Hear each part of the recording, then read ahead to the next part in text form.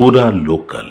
Welcome to పూరా local. నేను మీ రామలక్ష్మి. ఈ రోజు వార్తాపత్రికలోని ప్రధాన అంశాలు చర్చించుకుంటే గనక మొదటిగా ఈనాడు చూసుకుందాం. జిఎస్టీ బోనాంజా ఇక 2 స్లాబులే 5-18% మాత్రమే, 12-28% కనుమరుగు. తల నూనెలు, టీవీలు, ఆరోగ్య బీమాలపై తగ్గనున్న భారం. ఖరీదైన కార్లు, పొగాకు ఉత్పత్తులపై 40% వడ్డన ఇక ఈ నెల 22 నుంచి అమల్లోకి రానుంది.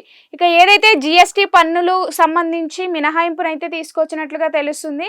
నిన్న బుధవారం జరిగిన మీటింగ్లో కేంద్ర ఆర్థిక మంత్రి నిర్మలా సీతారామన్ గారు మాట్లాడుతూ ఈ యొక్క మార్పులు అయితే తీసుకొచ్చినట్లు తెలుస్తుంది. సో మనం ఈ టేబుల్లో చూసుకుంటే కనుక ఇప్పుడు వరకు ఏదైతే జిఎస్టీ పన్ను చెల్లింపు 4 స్లాబ్ల వరకు ఉందో దాన్ని ఇప్పుడు 2 స్లాబ్ల వరకు అయితే పరిమితం చేశారు.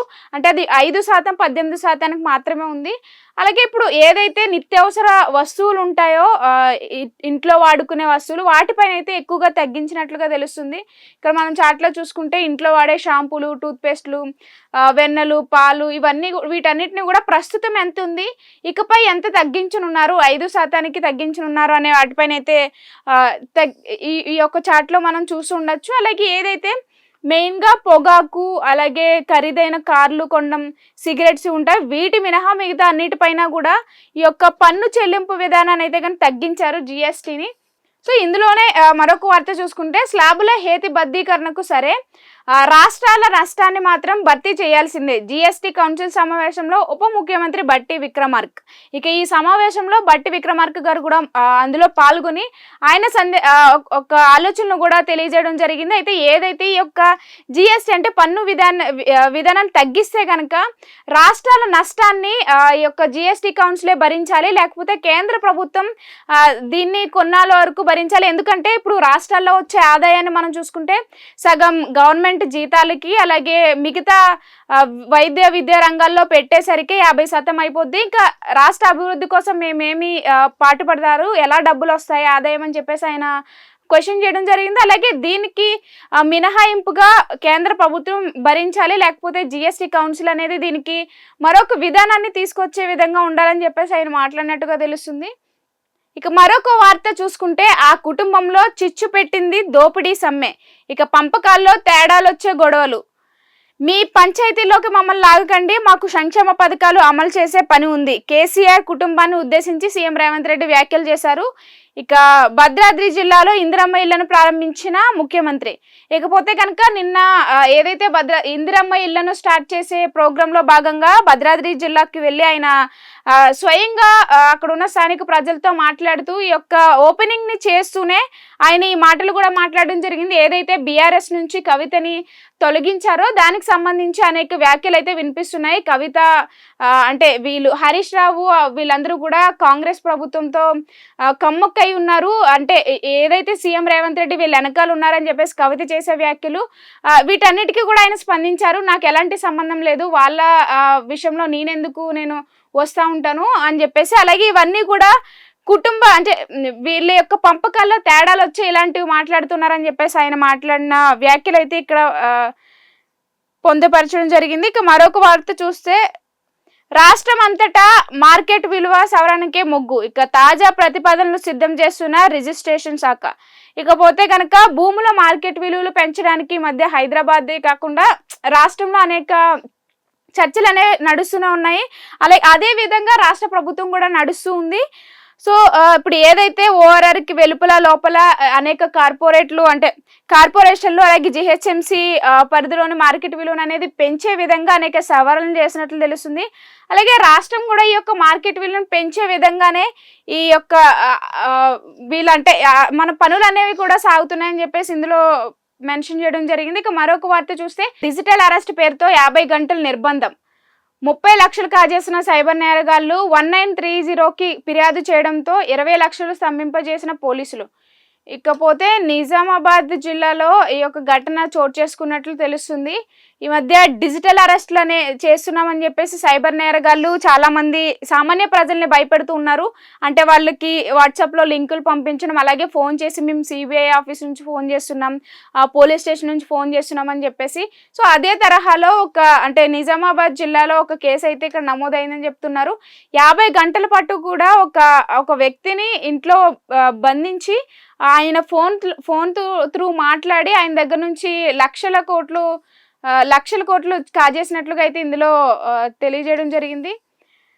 ఇక మరొక వార్త చూస్తే విద్యార్థులతో కలిసి ఉపాధ్యాయులు మధ్యాహ్న భోజనం ఎందుకు తినరు, అలా తింటేనే నాణ్యత పెరుగుతుంది, హైకోర్టు వ్యాఖ్య.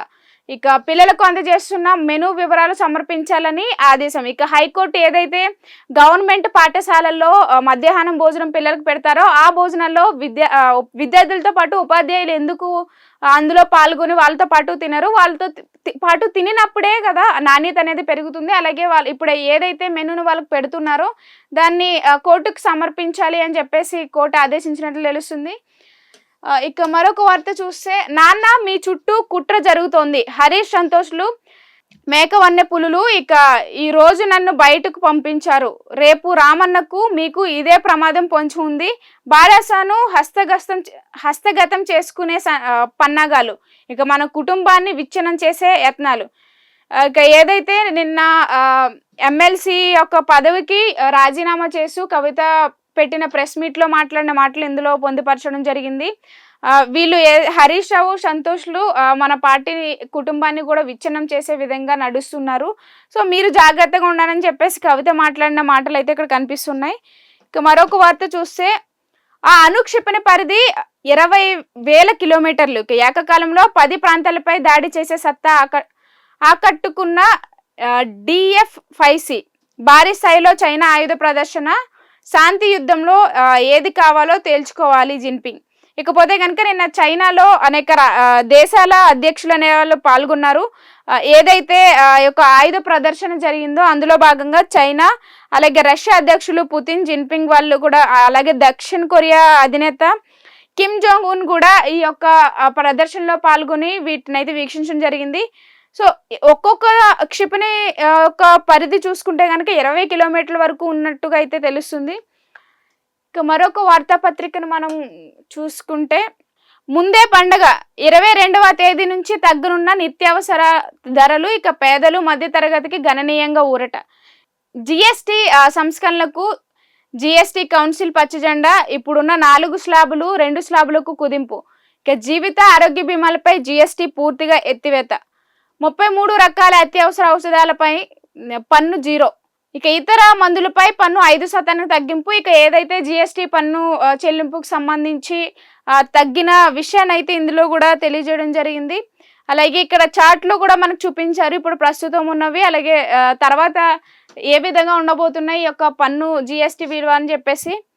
ఇక మరొక వార్తను చూస్తే ఆ చెత్తగాళ్ళ వెనుక నేనెందుకుంటా, హరీష్ సంతోష్ల వెనుక అని కొందరు, కవిత వెనుక ఉన్నారని మరికొందరు, అలాంటి దిక్కుమాలిన ఆరోపణలు చేసేవారిని బండకేసి కొట్టాలి, నేను ఎవరి వెనుక ఉండను, రాష్ట్ర అభివృద్ధి కోసం ప్రజలు ముందుంటా, అవినీతి సొమ్మును ఎలా పంచుకోవాలో తెలియక ఆ కుటుంబంలో పంచాయతీ అని చెప్పేసి సీఎం రేవంత్ రెడ్డి మాట్లాడినట్లుగా అయితే ఇందులో తెలుస్తుంది.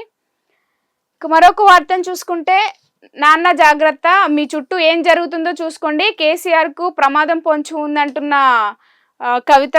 అలాగే కవిత నిన్న ప్రెస్ మీట్ లో మాట్లాడిన మాటలు అయితే ఇందులో చేర్చడం జరిగింది. ఏదైతే హరీష్ రావులు అలాగే సంతోష్ రావులు వాళ్ళ కుటుంబాన్ని విచ్ఛిన్నం చేశారో తనని పార్టీ నుంచి వాళ్ళే తొలగించారని చెప్పేసి కూడా ఇందులో చెప్తున్నారు. ఇక మరొక వార్తను చూస్తే సిఏఏ కట్ ఆఫ్ తేదీ పొడిగింపు, 2024 డిసెంబర్ 31 లోపు వచ్చిన వారు దేశంలో ఉండొచ్చు, ఇక పాస్పోర్ట్ వీసా మరే విధమైన పత్రాలు అవసరం లేదు, కేంద్ర హోంశాఖ ఉత్తర్వులు జారీ చేశారు. అంటే పొరుగు రాష్ట్రాలకు సంబంధించి ముస్లిమేతరులు ఎవరైతే ఉంటారో అంటే మిగతా మైనారిటీలకి భారీ ఉపశమనం అయితే మన భారత ప్రభుత్వం కల్పించిందని చెప్పేసి అంటున్నారు. వాళ్ళకి డిసెంబర్ 31 లోపు వచ్చిన వారు దేశంలో ఉండొచ్చు, పాస్పోర్టు వీసా ఇంకా వేరే పత్రాలు ఏమి లేకపోయినా కూడా ఉండే అవకాశాన్ని అయితే కల్పించినట్లుగా తెలుస్తుంది. ఇక మరొక వార్తాపత్రికను చూసుకుంటే సాక్షి, ఇక బ్రెడ్, బన్ను, చపాతి, పరోటా, చౌక వీటిపై ఉన్న 5-18% పన్ను ఎత్తివేత, ఆరోగ్య జీవిత బీమాలపై పన్ను 0.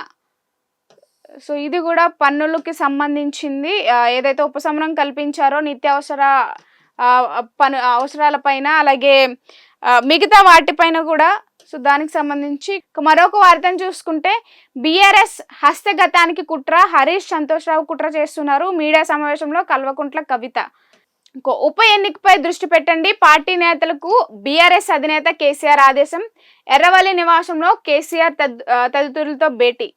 ఇక జూబ్లీహిల్స్ ఉప ఎన్నికలు వస్తున్న తరుణంలో వీటిపైన ముందు ఫోకస్ పెట్టండి, ఇప్పటి వరకు జరిగిందంతా జరిగింది అని చెప్పేసి నిన్న పార్టీ నేతలతో మాజీ ముఖ్యమంత్రి కేసీఆర్ అయితే మాట్లాడినట్లుగా తెలుస్తుంది. మరొక వార్త చూసుకుంటే అప్పుడే మొదలైంది, సెప్టెంబర్ నెల ప్రారంభంలోనే 6,000 కోట్ల అప్పు, రాష్ట్ర ఖజానా కటకట ఆశించిన మేర రాని ఆదాయం, ఇక పెరుగుతున్న ఖర్చులతో అప్పులు. ఇక మరొక వార్తని చూసుకుంటే అప్పుడే మొదలైంది, సెప్టెంబర్ నెల ప్రారంభంలోనే 6,000 కోట్ల అప్పు, రాష్ట్ర ఖజానా కటకట ఆశించిన మేర రాని ఆదాయం, ఇంకా పెరుగుతున్న ఖర్చులతో అప్పులు మాసంగా సెప్టెంబర్ మారినట్లు తెలుస్తుంది. త్వరలోనే మరో 3,000 కోట్ల సేకరణ, 35,000 కోట్ల దాటనున్న 6 నెలల రుణపద్దు. ఇక ఈ నెలలో అన్ని శాఖల ఉద్యోగులకు రాని వేతనాలు, కాంట్రాక్ట్ బిల్లుల చెల్లింపులు నెలాఖరులోనే. ఇకపోతే రాష్ట్రానికి సంబంధించి అంటే రాష్ట్రంలో ఏదైతే అప్పులు చేస్తున్నారో అప్పులు ఖర్చులకు సంబంధించి అయితే చెప్తున్నారు. అంటే ఈ నెల మెయిన్గా మరింత అప్పులు చేసే అవకాశాలు ఉన్నాయి. ఇప్పటి వరకు కూడా అనేక అప్పులు అయితే చేస్తూనే వచ్చారు. సో ఇప్పుడు కూడా పెరిగే అవకాశం ఉన్నట్లయితే ఈ వార్తల్లో కనిపిస్తుంది.